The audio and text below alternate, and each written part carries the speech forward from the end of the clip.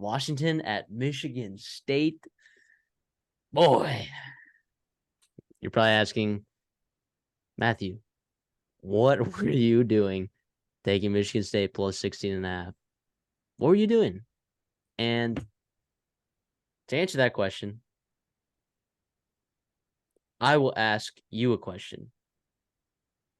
The same one. What was I doing? What was I doing? I watched Noah Kim in the spring game. I watched Michigan State's wide receivers not get separation. I watched their secondary explode chunks and missed tackles. I knew that Michigan State was not an elite football team. My only thought was they'd played well. Noah Kim looked like he was in rhythm, right? Mel Tucker's out. I'm like, maybe this actually motivates these players, to some degree, like it sometimes does with these coaches getting, fired, benched, or suspended, whatever. But this game was an absolute blowout. Michael Penix has made his case for the Heisman thus far. I mean, 713 total yards of offense for Washington. Whoa.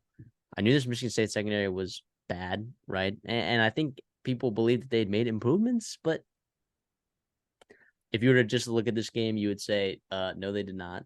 But also at the same time, Washington probably has the best set of three wide receivers in the country.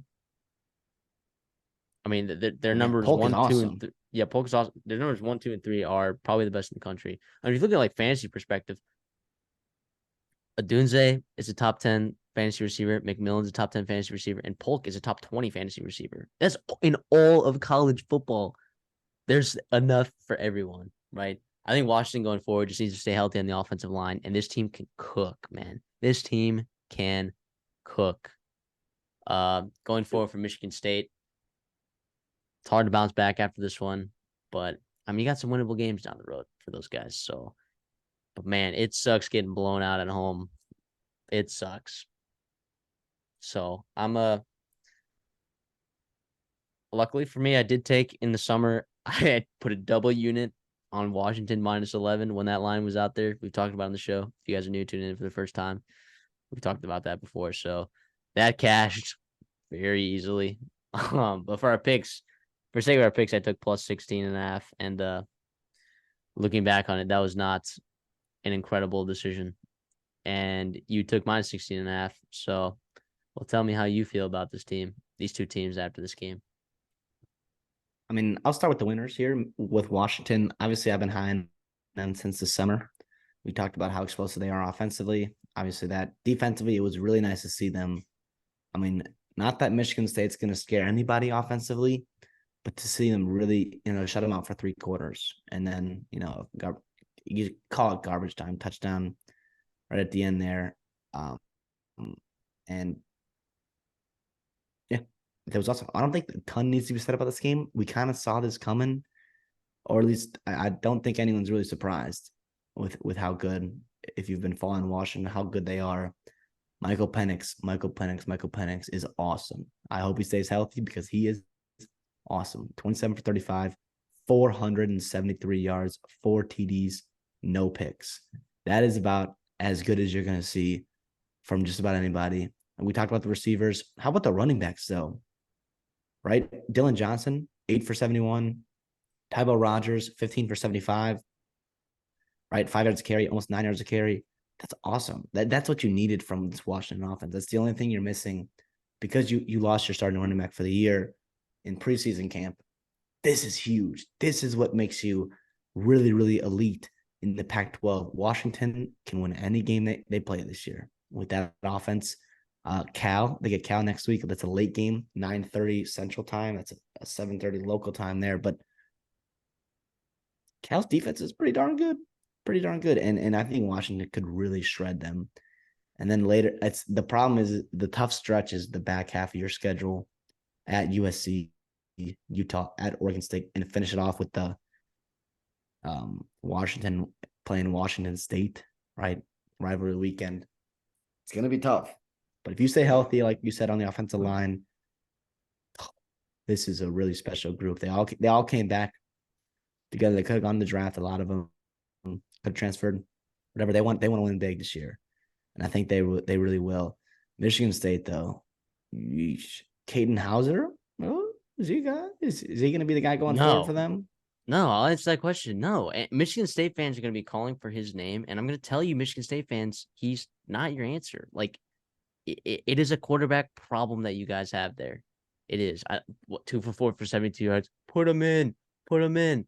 Noah Kim is better. I can promise you that. I can promise you that. I know Caden Hauser was a highly rated 4-star recruit, but let me tell you, as a guy who's seen the 4-star quarterbacks, the Longview Legends, the Texas Heroes, right?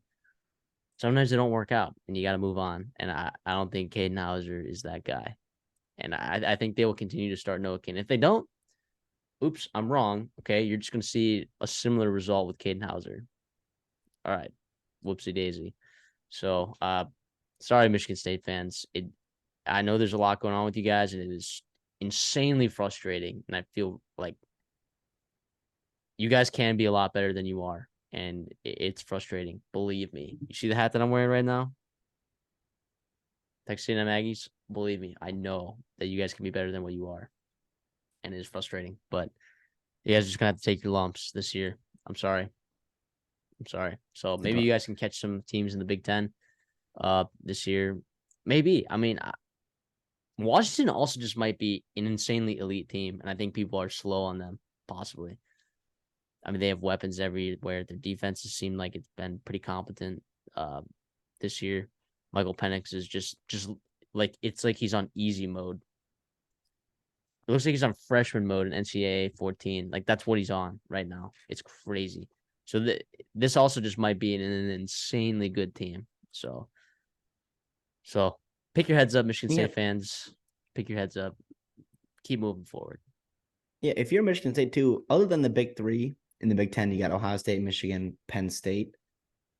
Every other team in the Big Ten is extremely beatable. We've seen Maryland at times be very vulnerable. That's next week. You can easily win that game at home. Iowa, even though it's at Iowa, obviously they're very hard to beat there, but again, winnable game. Your crossovers are Iowa, Minnesota, and Nebraska. Nothing about any of those teams so far leads you to believe you cannot win all of those games. It'll be about execution. It'll be about improving this offense and just kind of forgetting this game and moving on, because I don't think anybody really expected you to win this game. And it's tough that you lost it this way, but sometimes you take your lump in week one. It's one game. You went 0-1 this week. Doesn't count for more than one game, right? It's just can't let it compound, right? It can't let it compound into the rest of the year.